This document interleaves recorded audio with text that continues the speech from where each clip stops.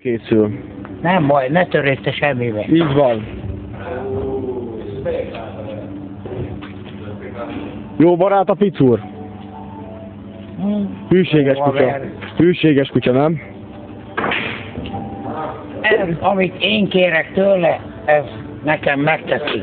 De milyen jó És ha én azt mondom, hogy torokra megy, akkor torokra megy. Igen? Komolyan? Aha. Mi a kulcs szó? Torok? Vagy mi? Na most figyelj, de Franciaországban nem lehet bankot rabolni csak úgy, Hát akkor hogy fog? hogy a kutya engem cserbe hagy. Hát az még kurva Ja, a kutyával mész. Ja, lehet, hogy vele megyek? Hát azt mondtad. Na, 225 000, az csak 50 000. De hát annyi pénzed van. Ne, a nővére megfinanszírozta. Igen. De most komolyan bankot rabolni? Kajakra.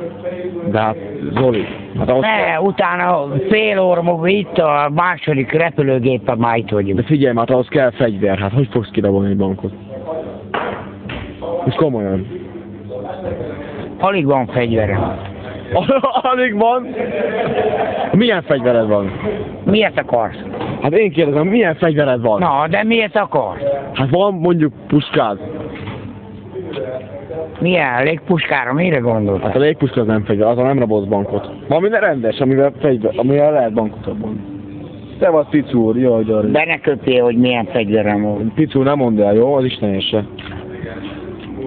Remélem, hogy nem nyilatkozik. Nem, Sajtónak, a rádiónak, meg a tévé. azt mondta, az ügyvéd jelenléte nélkül nem nyilatkozik. Na, köszi. Nagyon helyes, nem?